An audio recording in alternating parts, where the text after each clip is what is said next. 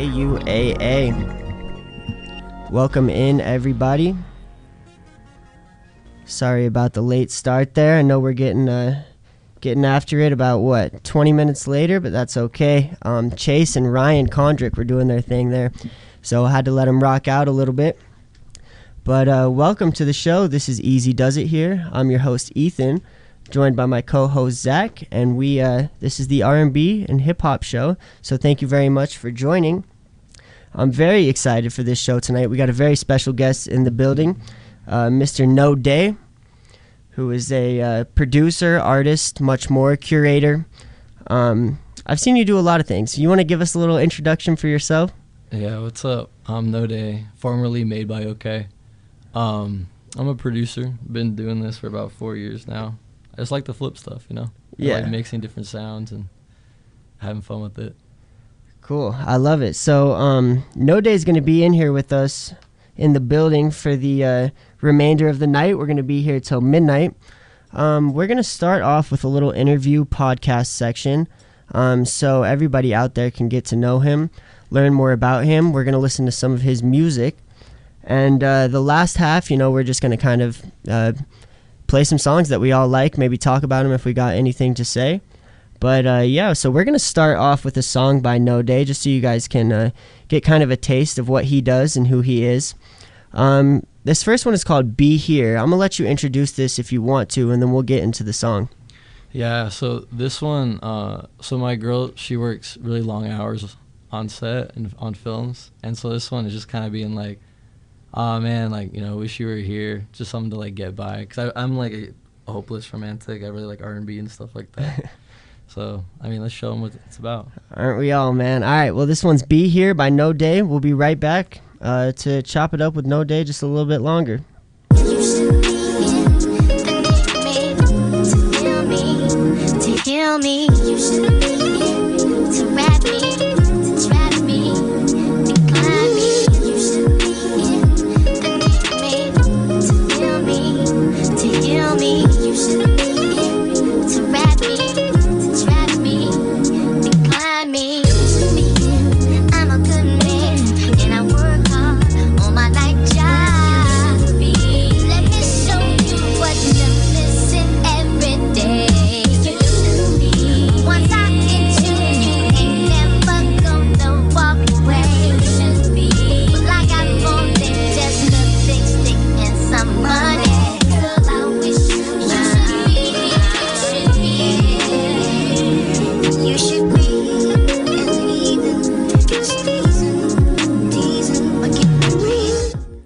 All right, and that is Knwday right there. That one was called Be Here. So before we talk about the music and talk about the stuff that you really do, I think it's best we probably get to know you a little bit better first. So Knwday, how old are you? Where are you from? The basic boring questions. We got to get them out of the way. No, for sure.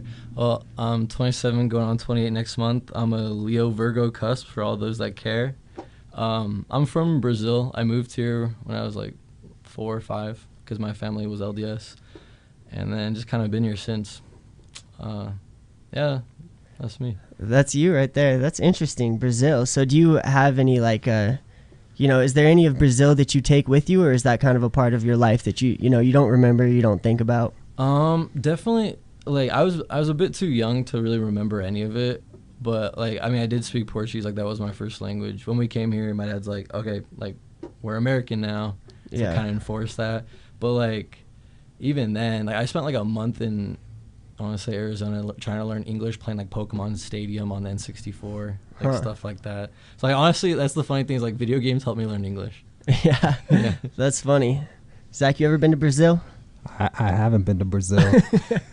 Man, we got to get to Brazil one day, huh? Are you still a big gamer now? Not as much now. No, I was a couple, I would say 3 or 4 years ago. But now it's just I just make music and work a bunch of overtime.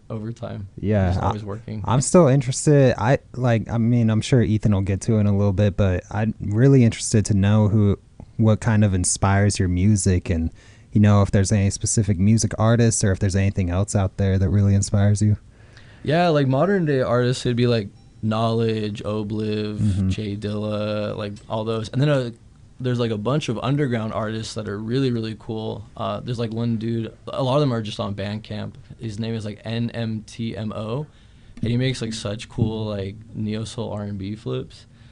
And I think like a lot of my inspiration, it's like, yeah, D'Angelo, Keith Sweat, TLC, SWV. Like I love R&B, I love neo soul. The 90s had some great music. Yeah, that's sick. I was gonna say, I mean, the first thing that I noticed with your music is that it definitely brings me to that, I don't know, very like, it reminds me of Knowledge and a lot of those like Bandcamp artists. Like DiBiase is also one. Is that's how you say his name, right? Is it DiBiase? Yeah, I think it's DiBiase. Yeah, and he's always sick. streaming him making music too. It's so cool. If you ever want to learn something, Yeah. just look him up on YouTube. Yeah. Got that. Okay. So yeah, so I guess inspiration wise and just any other inspiration outside of artists, musicians, what kind of got you into making music, and like when did you start making music? So like it was during COVID, like 2020, around like November of 2020, I broke my hand, and then and at the time they weren't doing like non-life threatening surgeries. So I was just kind of like having to like heal my hand, and then it healed wrong, and then trying to like argue for surgery. And so I was just like out of commission for a minute and just sad, couldn't play games, couldn't do nothing. Yeah. And I would watch Knowledge and Kenny Beats stream Yeah, on Twitch. I definitely watched both of them on Twitch. Yeah, and then like that kind of got me through it. And I had played drums in junior high. So you already had some sort of rhythm and Yeah, I mean, like as good as I could. Yeah. And I was like, in percussion ensemble, and so like I've been familiar with music, but being like an immigrant with immigrant parents, it was always like that wasn't an option. And so now, I'm like, I'm an adult. I had been at my job for a few years, and I was like, I want something new. So I just started doing music. Yeah. And I think like outside of music, like a lot of my inspirations, it's like Adult Swim. Yeah. And a lot of That's stuff funny to say, because like I know where you're coming from with that. Like Adult Swim is very inspiring in the way that they make art. It's so abstract and weird. It's just kind of gets you wanting to create.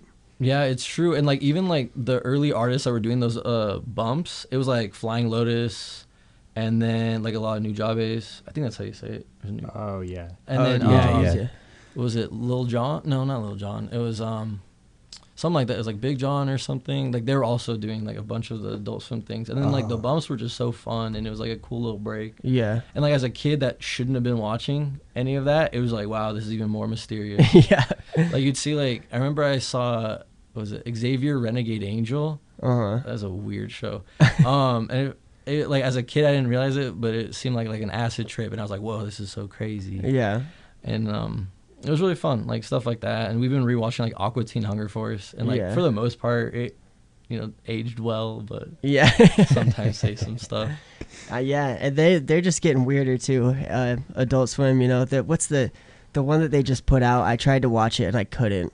I can't think of the name of it right now. It's like Smiley Friends or something. Yeah, dude, I tried to watch it for like, it took me like 5 minutes before I was like, dude, this is like hurting my soul. People do love that show. I know, it's crazy. I mean, maybe it's just real. not. Yeah. Hot girls watch Smiling Friends. Dude,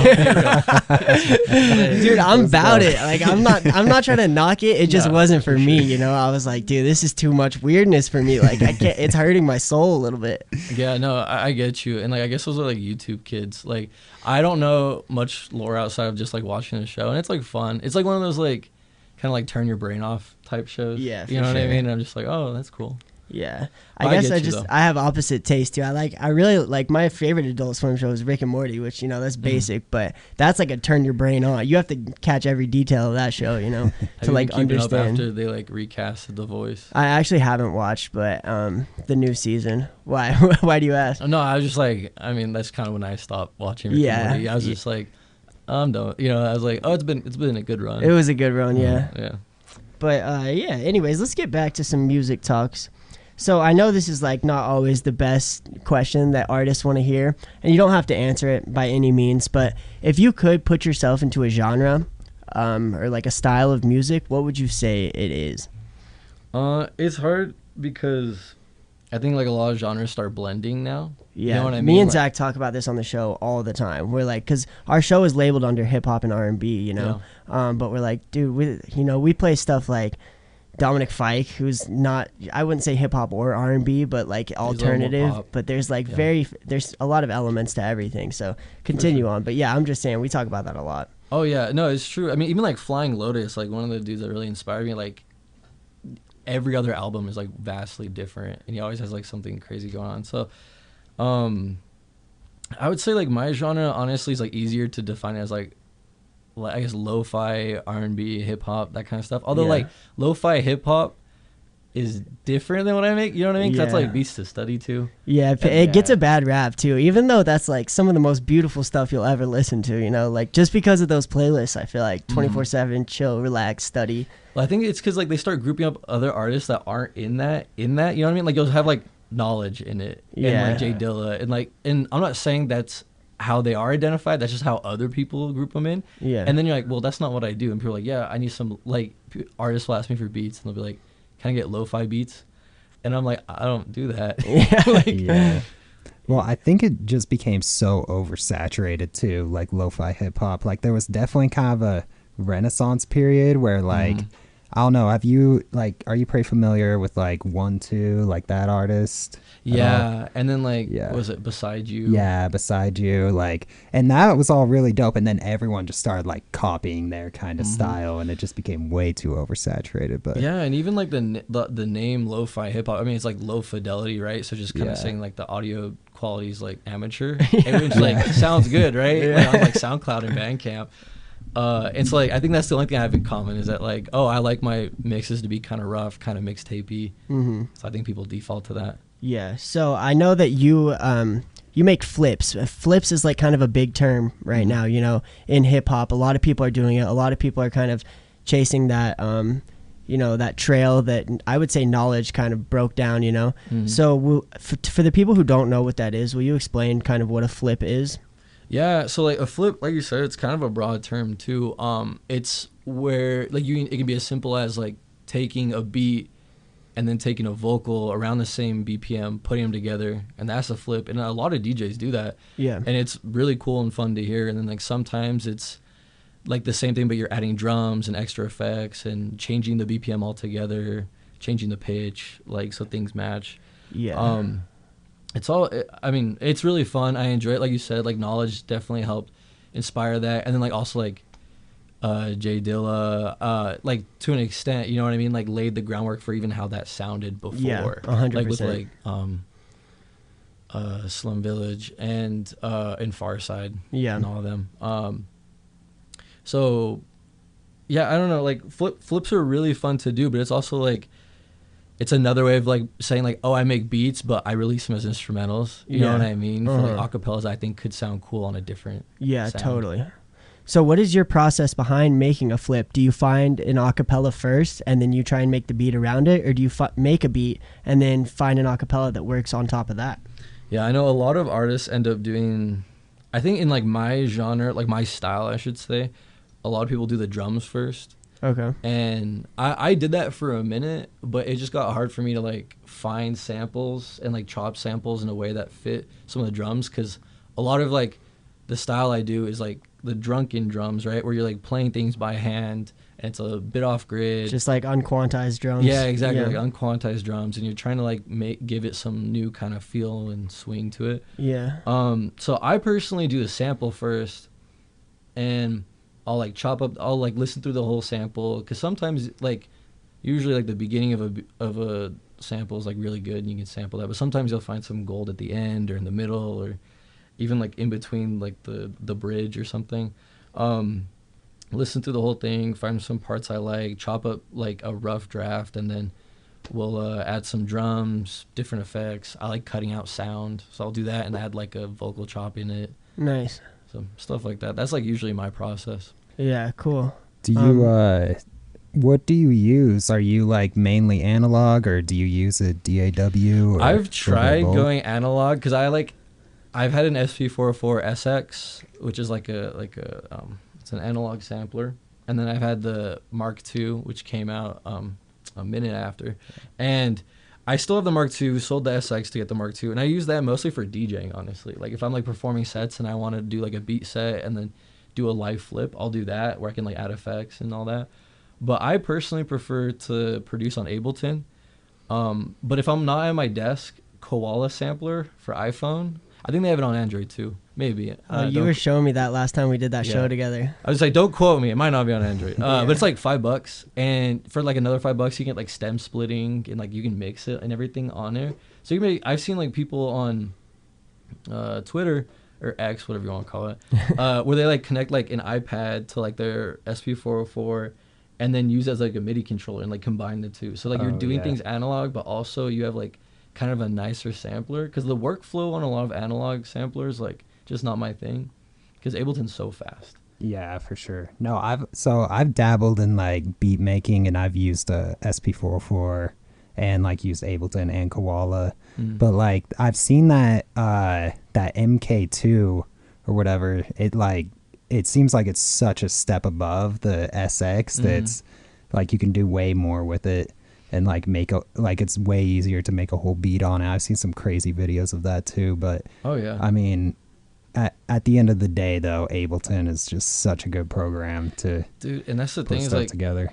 Ableton, like I feel like the learning gap is so difficult. Like it's like steep. I remember like trying to learn it, like wanting to hit my head against the wall, like watching so many YouTube tutorials, and then once I figured it out, I was like, no, this is the easiest thing. I like gaslit myself. I was like, no, that was easy. And I'll like tell people like, oh, I can teach you real quick. And they're always just as confused as I was when I'm like trying to teach them.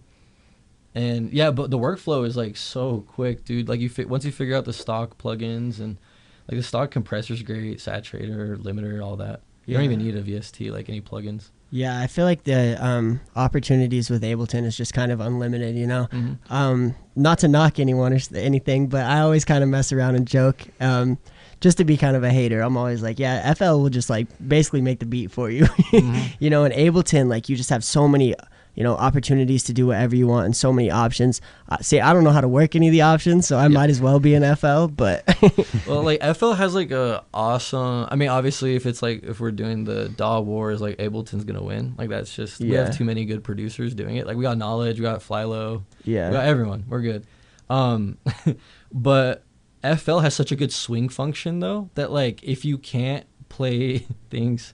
like in time, or like if you're trying to do that offbeat sound and you're like, you know, you have a hard time with it, you can like just like turn the little swing knob and it'll give you a great swing. That's like, what I'm saying. It'll make it for you. Exactly. Like it's a nice little cheat code, so I'll give it to them. And they did get stem splitting, like native stem splitting. Oh yeah. In the newest FL, so I'm kind of jealous on that. I'm like, sick. Dang, like wish that was me. But Ableton has like a way better like live functionality. Yeah. Because like you can queue up like parts.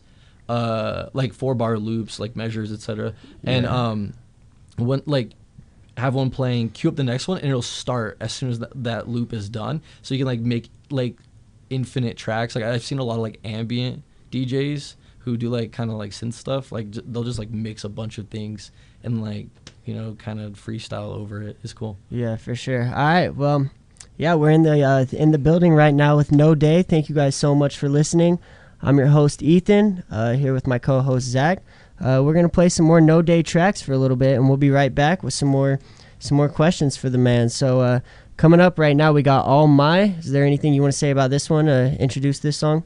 I'm just saying, you want all my love, all my money, you should play it.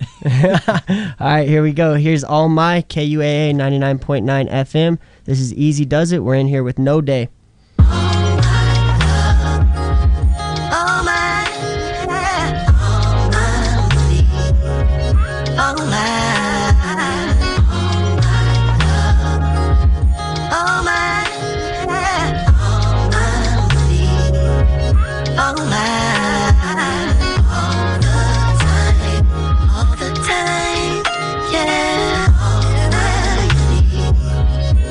Need you to share it with me.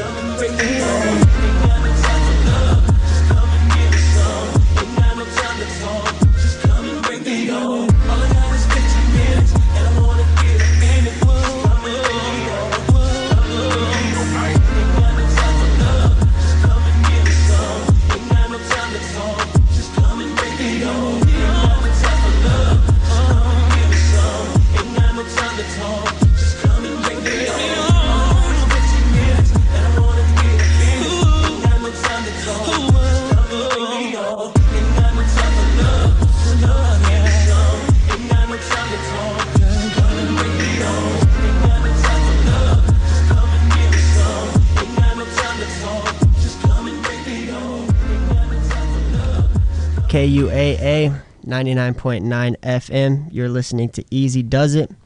Ethan and Zack, a hip hop and R&B show, and we are in the booth with that boy Knwday.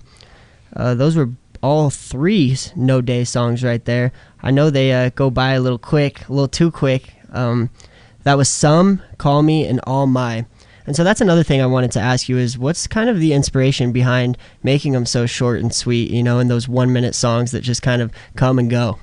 I think a lot of it is because I'm just kind of like making moments, you know what I mean? And that sounds like way more like, ooh, I'm big brain, smart, philosophical guy than I actually am. It's more so I'm like, I get an idea out, and then I'm like, all right, this is cool. And like I could just sit on it, or I could like try and turn it into like a 2-3 minute long like instrumental, but if I feel like it's gonna kind of overstay its welcome, I'll just like cut it short, like leave it at like I've even done some like I haven't released them, but I've done some like 30-second songs where it's just like, oh, cool little flip, kind of like a I guess an interlude, and then like I can always put them together. I've thought about that, like putting different short beats together, but I'm like, what if someone just likes the second part? And then they're gonna skip through, so why not just give it to them? And I mean, a lot of people, what they'll do anyways is just make the 1 minute song and then just make the same minute, you know, go by, and then it's 2 minutes, so you can just run it back if you want. Exactly, yeah, just replay it and then I get another stream. And like I know like on YouTube people will do that with like extended, and like I can't wait till I get like a,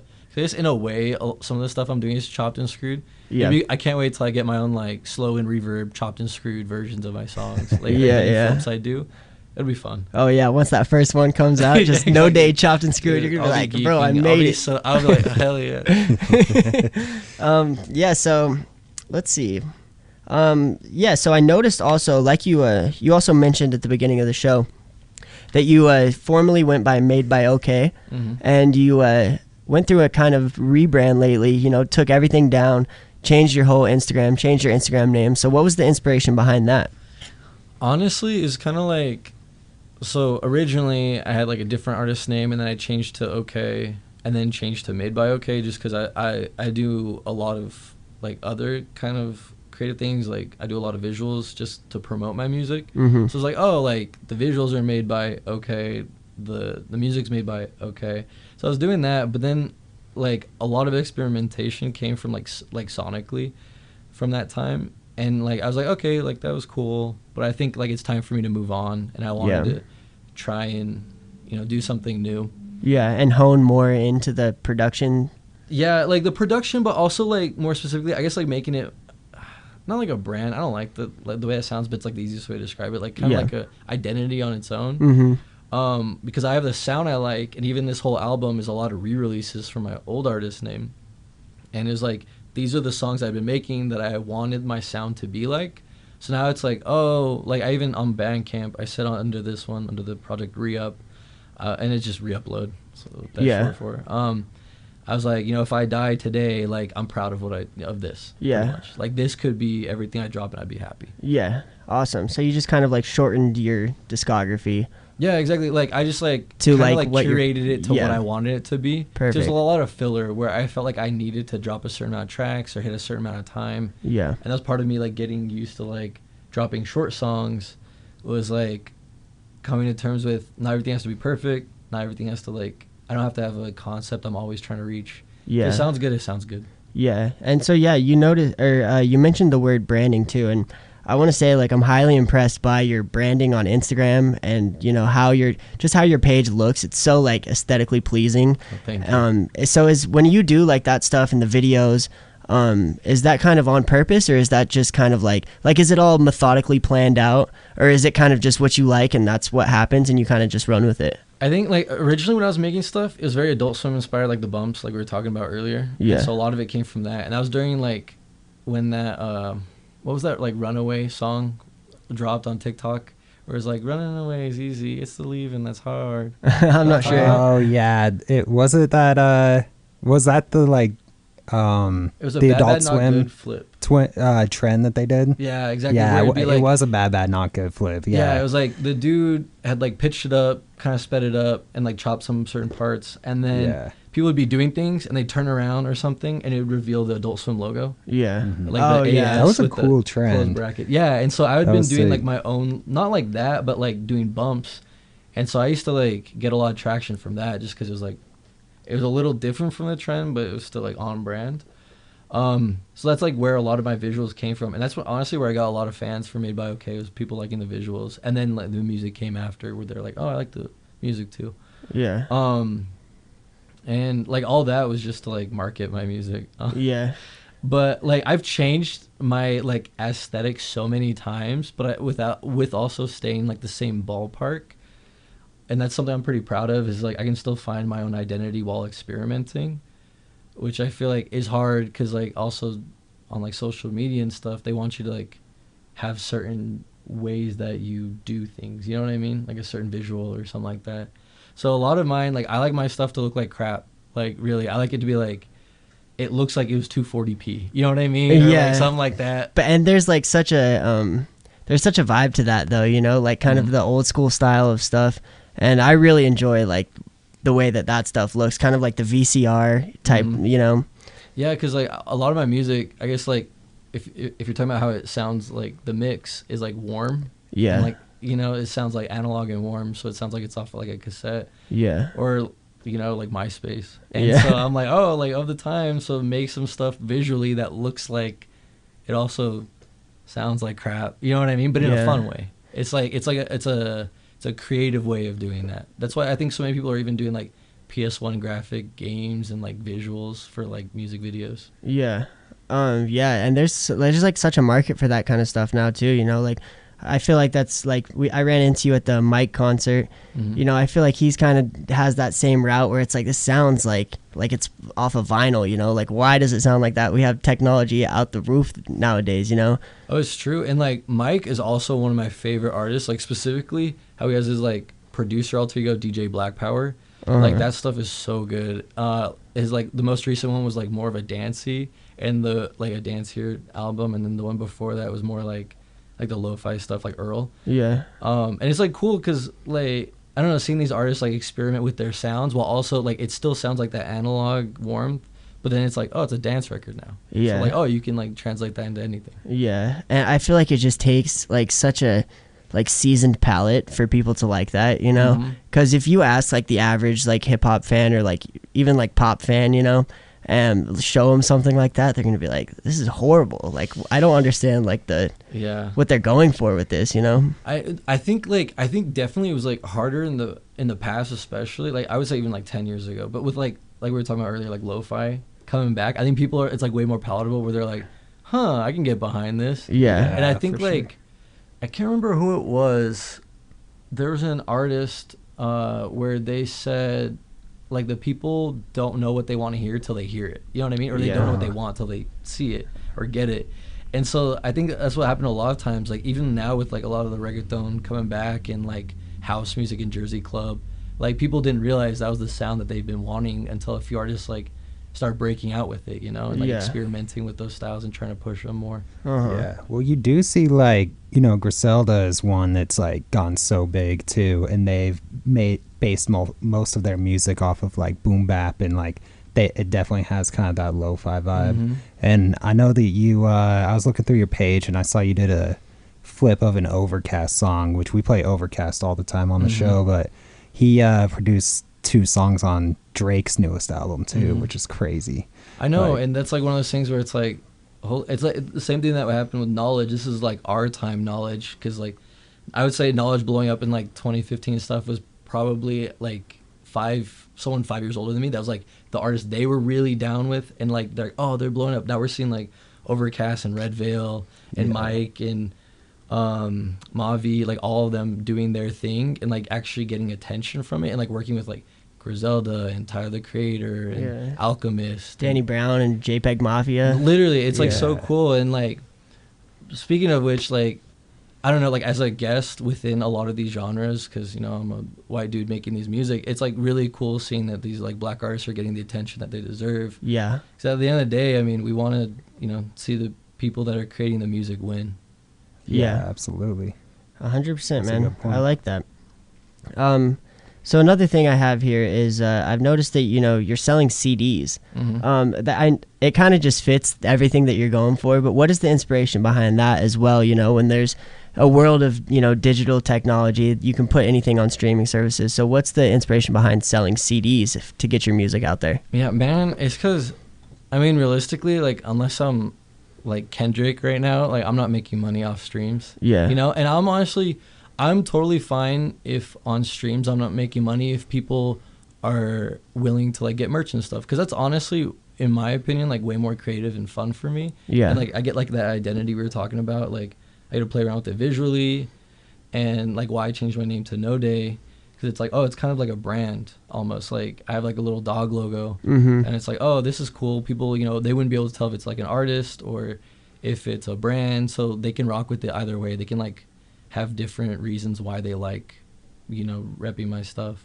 So I think CDs are fun because I like having my music on a physical media. Like I would do cassettes and vinyl more. Yeah. But it's just like, one, I'm gonna need a bigger following. Two, like I'm gonna need some money. Yeah. Before I can do that. Yeah, that's expensive to make vinyls for sure. Yeah, and like cassettes are a little more doable, but like I think right now like the demand isn't there for me because a lot of people like to collect them. A lot of people don't even have cassette players anymore. Too. Yeah, exactly. And like most people still, I mean, obviously, unless you got like a Tesla or like a 2020 car, a lot of them like are getting rid of CD players. But most cars, still have CD players. Yeah. And I saw someone the other day with like a Walkman CD player. Oh, that's hard. And I was like, hell yeah, like that's cool. Well, I mean, people are talking about like that CDs might be the next like vinyl too. You know, that might be the next thing that kind of from the past that people want to collect and stuff. So I feel like it will be. Yeah, and that's super dope. Yeah, I like that because I have a bunch of old CDs I could probably start scraping up. But also, I kind of just miss like that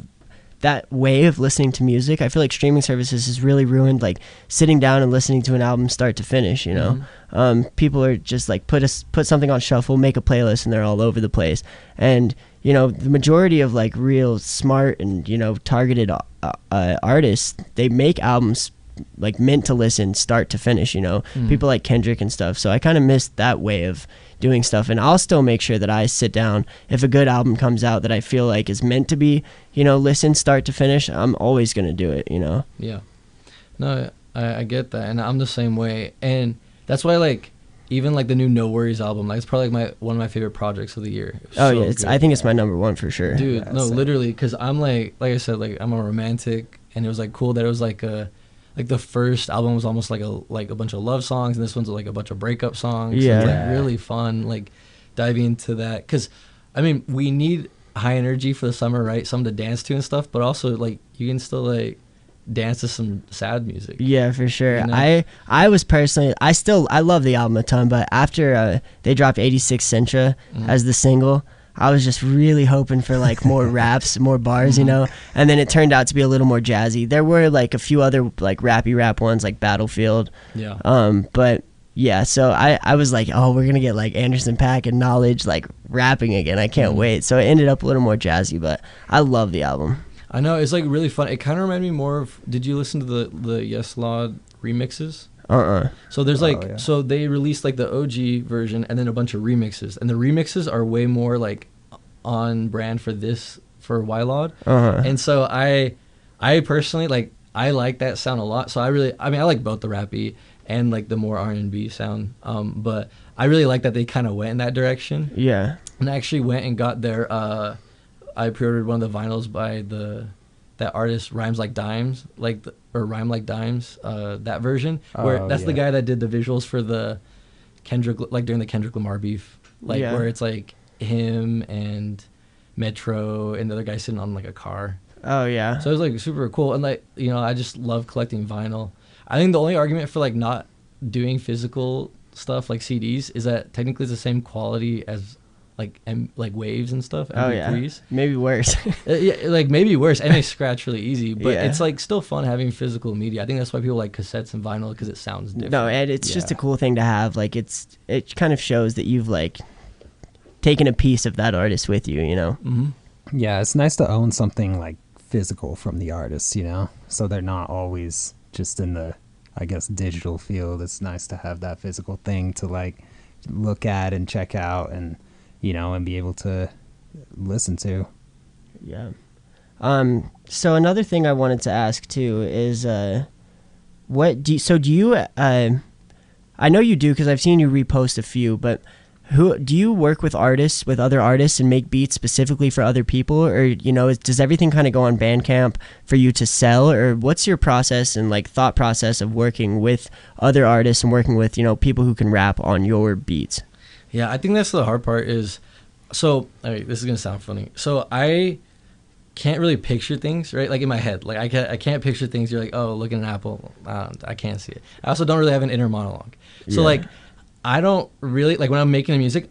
Genuinely, like nothing comes to my head on like who could rap on this. I like can't even imagine it because literally it would be like picture this. Nah, it's not there. Yeah. So like that's why I just kind of release things as I'm like, oh, I like the way this sounds now, and then people will hit me up later like, oh, can I rap on this? Or like I'll try and make stuff that like I'm like, okay, I could release this as my own if they don't use it, and that's actually like I have like another EP coming out at the end of the month, and that's a lot of what that is just like songs people didn't hop on, or like they've been like sitting on the beats for a minute, and I'm like, well, I want it out, and so I'm trying to do that more where I'm like making a song for me, and then sending it to people and seeing if that works, because like a lot of people are like, oh, like I want like a made by OK or Knwday type beat, and it's like when I try to make music for other people, it never pans out right. You know what I mean? So I was like, okay, maybe I just need to do it for me. Yeah. That makes sense. Yeah, I like that.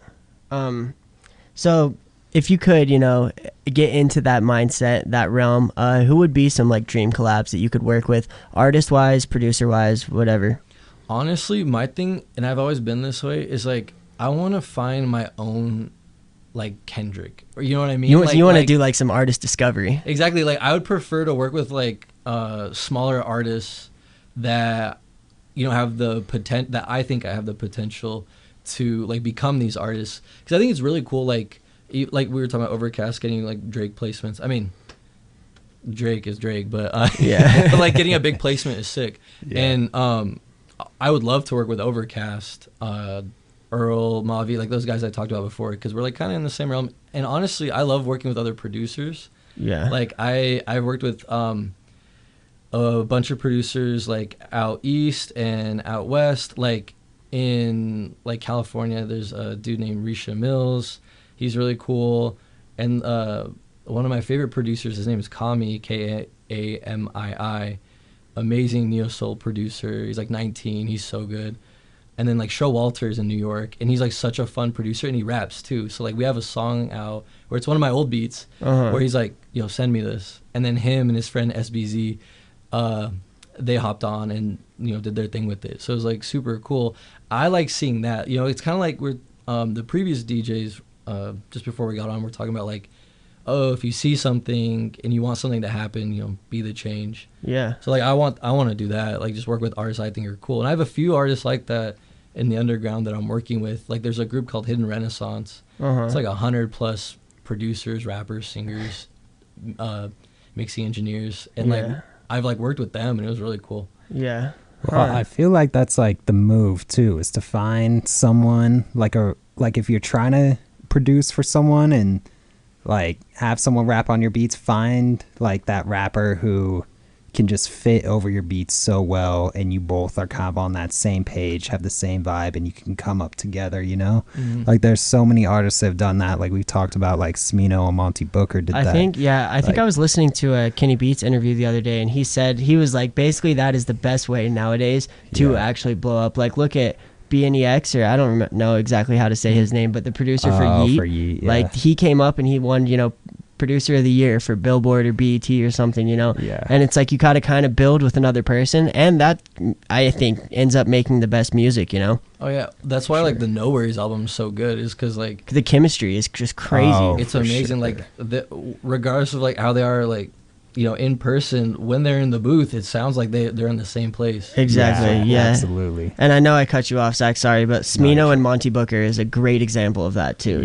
Speaking of good SoundCloud times, dude. I remember like in high school, I'm like, this is so good. Listening even like Colors with Raven Lene. Yeah. Absolutely. With Monty, dude. Monty's such a like. That's the thing, is like Monty like worked with like a select few artists, and like from that, people know him just working with those artists, and like they know what sound to expect. Like even Alchemist being in the game for so long. Yeah. It's because like you know, you work with enough artists and build that like identity, people are like, okay, they're gonna come to you for that, which is cool. That's like something I want to do. Yeah, for sure. Yeah. All right, well, yeah, we're in the booth with Knwday. Thank you guys again so much for listening, for joining us. We're gonna play a few more of his. You got anything specific you want to play now? Yeah, let's do. Give me like 3 more that we can play. We'll come back, talk a little more, and then we'll get into playing some music for everyone. Get into kind of, you know, your taste. Yeah, let's start off with Fly Away. Fly Away. All right, give me just a sec to get this ready.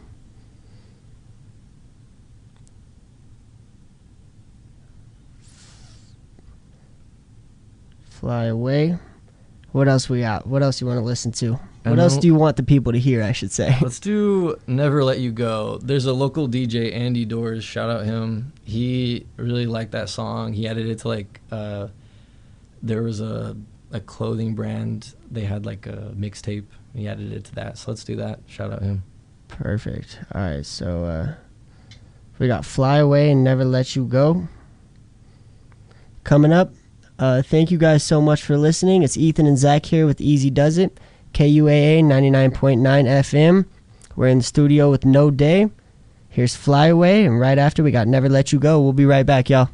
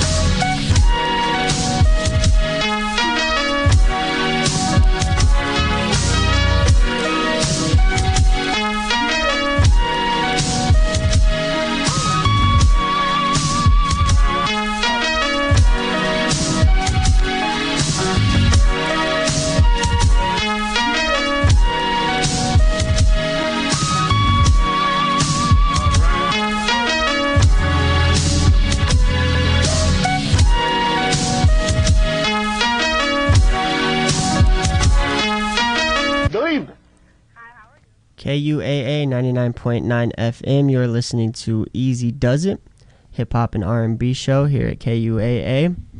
My name is Ethan, joined by my co-host Zack, and we are in the building with a very special guest, Knwday. You guys are listening to his music. If you guys are just joining in, that last song right there was Stay. Before that, we had Never Let You Go and Fly Away. So I'm glad I can get these tracks off for you guys and let you kind of get a piece of Knwday and who he is and his music. And yeah, I think we're going to keep chopping it up for maybe about 10-15 more minutes or so. And then we'll get into the regularly scheduled program with Knwday as kind of a help guest with music, a tastemaker, curator, just like we do normally up here. So we left off talking about, collaborations with other artists, people that you work with, and talking about, the way that you kind of come up in the game now as a producer and the trials and tribulations it takes. But another thing I wanted to ask you is, because when I first met you, we both were DJing for a show with Ferrari. Actually, I think the first time I met you, you weren't even DJing at the time. You were there like setting up kind of an art exhibit. Is that correct? Yeah, so I was doing my own shows and producing and everything, but I also had like a little side gig where I was doing TV walls, like especially when that like was first starting in the city, where like there was like me, Jacob, and then one other dude, I can't remember his name. We're all doing like TV walls, and it was really fun, but that was just throwing my back out. Yeah, because I was using like CRT TVs, and those things get heavy quick. Like they didn't skimp out on whatever metal they were using, but they were like durable. Like I've dropped a few and like out of a truck and they didn't break. Yeah, those were cool. I remember those. I remember coming to some of those events and like seeing that type of stuff, and I was just like, damn, because that was right when I was kind of getting my foot in the door as a DJ, and I was like, I want to do events like this. I want to have like all this cool stuff set up, and then I've kind of just been beaten into submission of like where the money goes and playing the clubs, No, and I mean like that's the thing. We just gotta make our own thing. Like we were talking about like before the show, doing like maybe making like beat sets or like curating like some kind of event that we want to hear. So we should make it happen. Yeah, we should do a bunch of visuals, projector stuff, plenty of other artists. Like we said, like Jacob, he's amazing at it. I know he's been wanting to get back into it. Yeah, for sure. It'd be fun. But yeah, so speaking of some of those local shows and stuff, that was Ferrari Smoke's show right there. So who are some of speaking of Ferrari, I've actually been in contact with him. I think I'm gonna have him come up here like in a few weeks. Oh, cool. Do an interview with him. But who are some other local artists that you listen to that you really like, that you want to work with? Shout out some people in the community as well. Yeah, so Diedrich Dean is one of the first like rappers I'd worked with. He's out in West Jordan, and he's a really talented producer, rapper, really cool dude. So shout out him. And I actually met him from one of our friends, Todd. He's like a singer-songwriter / like EDM producer. And he had like an open mic out in, which one is it? Ogden is north, right? And then what's the one in the south? The O city? Orem? It was like Orem. It was like a open mic. And so like that's where I met them, and I was just started producing. I was so bad at that time. Yeah. And like he saw potential, him and Diedrich. And then like shout out Mo Deezy, really cool rapper. He was one of the few artists where I had like instrumental release, and he's like, "Oh, can I hop on this?" Yeah. And it was on his first ever like, it was his was it freshman album? I guess technically. Yeah, like debut album. Yeah, it was really really cool. Like doing that. Shout out Rari. He's doing a lot of really cool stuff with like that kind of like.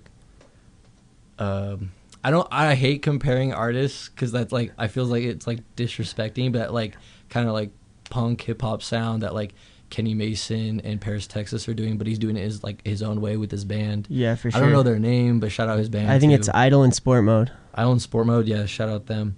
And there's just so many artists. Like when you get asked a question, you're like, I don't remember anything. Yeah.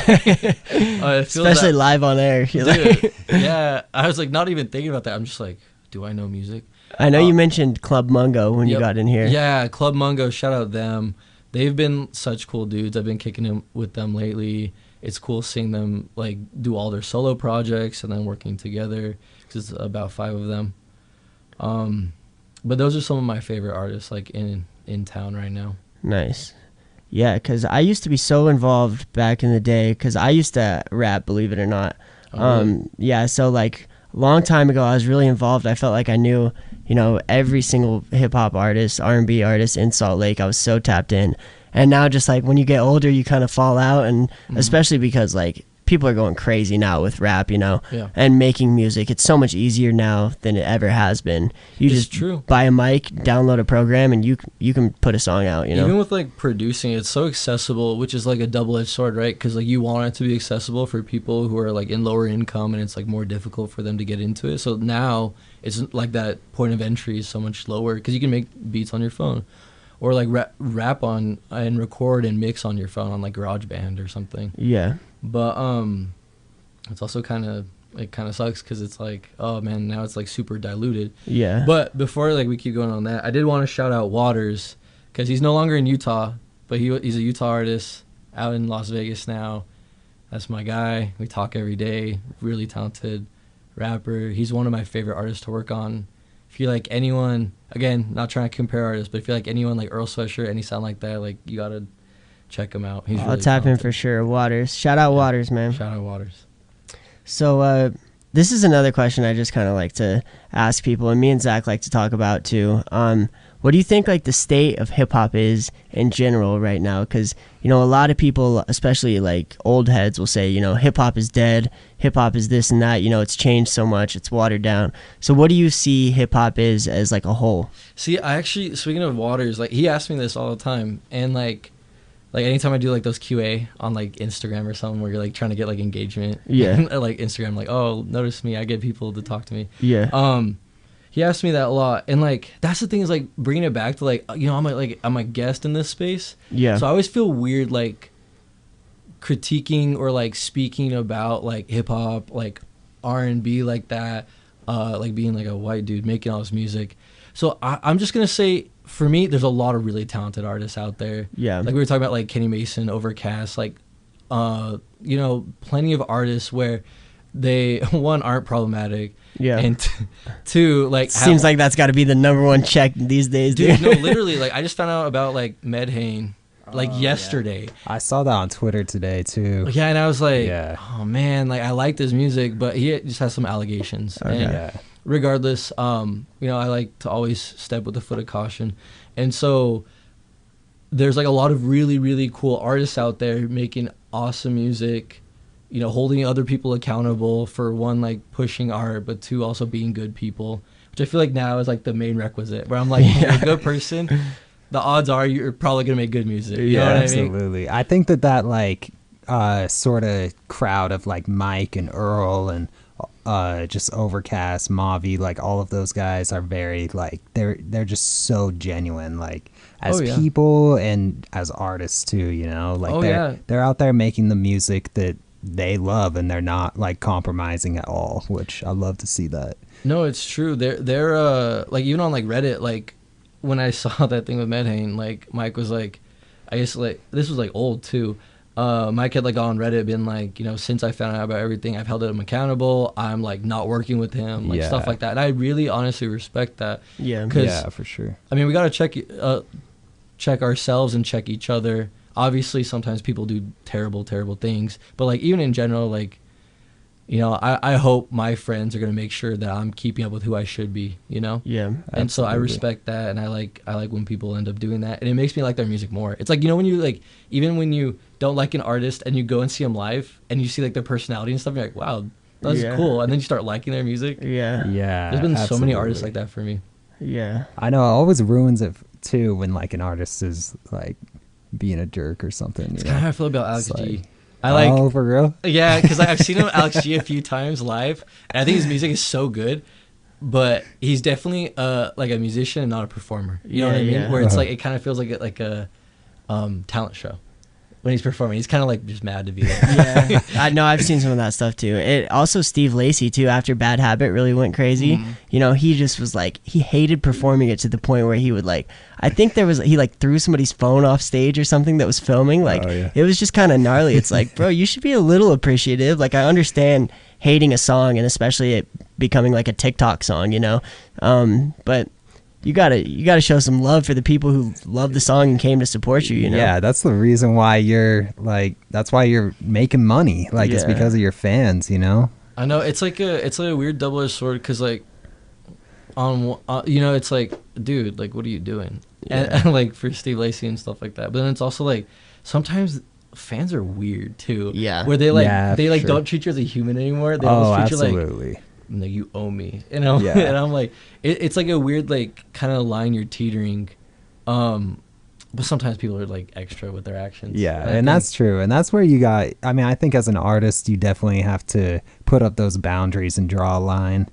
And I mean, even like Kendrick's newest album, that was like one of the biggest themes of his new album, where he's like, I'm no longer going to cater to my fans. Like, I'm going to do what's right for me, and my family. Mm-hmm. I'm sick of catering to my fans.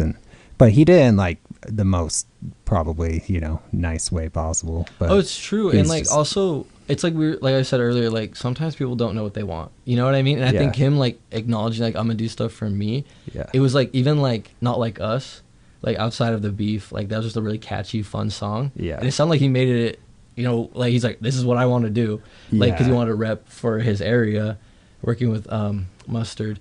And so it's cool when like you see people like, I'm having an idea, I'm gonna do something with it, and like it hits. Because even like, I think sometimes like fans aren't allowing like artists to like experiment as much. Because like you'll drop one experimental album and maybe it doesn't hit the way they want to, and they're like, oh, they're washed. Yeah, and you're for like, real. darn, like. Yeah. And that's a lot of pressure on an artist. It But is. I mean, yeah, Kendrick is one that like I just respect so much too, because I mean, he's arguably the biggest hip hop artist in the world right now, and he is doing what he wants. He's so genuine, like making the music that he wants, and he's not worried about anyone's opinion right now, really. No, it's true. Which, like, speaking of like interacting with fans and stuff like that, did either of you see like, it was like probably a couple of years ago with like Cardi B, where she like fires her DJ on stage? No. or like maybe it was like, I think it was the DJ or the mixing engineer, because they kept like stopping tracks and stuff like that. Oh, really? Like, how do you feel about that as a DJ? Was it Nicki or was it Cardi? I think it was Cardi B. I think I saw a video of Nicki. Oh, was it like Nicki? the same thing happening to Nicki maybe too. Maybe it was Nicki. Yeah, I don't know. But like as a DJ, like how do you feel about that? I mean, that's like the scariest thing ever, Just But- like putting you on blast in front of everyone. Yeah, I mean, I guess it all depends on why the reason it's stopping. If they're doing it, if the DJ's doing it on purpose, trying to like hype the crowd up and just not reading the room whatsoever. If there's like audio issues, which DJs deal with like crazy. If there's audio issues, then that's over the top. But I guess if he's doing it, and you don't want to humiliate anyone in person, No, you don't. like publicly. You should keep that privately. Get through the show, and where are you performing, like That's true. And like you and I have talked about how like DJing too is like a whole other beast outside of like producing, because there's like so many different technical issues you run into, like even like getting last minute sets, you know what I mean? Like stuff like that, and like that's just like something you have to like roll with the punches. Yeah, for sure. Well, yeah, thank you so much for joining us, man. Of course. I guess I got one last question for you. What's your main goal in music? What's kind of your message? What's the one thing you want people to know about you, your music? Let it out there. Yeah, I honestly just want to make something I want to listen to first and foremost, and that's why a lot of my music, like if you listen to it, it's very like lovey-dovey, and just because, like I said, like I mean, I'm married to Michaela. She's a wonderful girl. I like making music for her, being like, oh, I dedicate to you. Shout out wifey, man. Yeah, shout out wifey. Shout out Michaela Kiana. Shout out kid. And I want to do all that while also being like respectful to the space, and like to people before me that had paved the way, the artists I'm sampling, and like stuff like that. Like once I'm in a place to like better recuperate like for those artists and stuff, I would love to give back, and just trying to like be a part of the community and not make things about me. Try to help like uplift others. That's beautiful, man.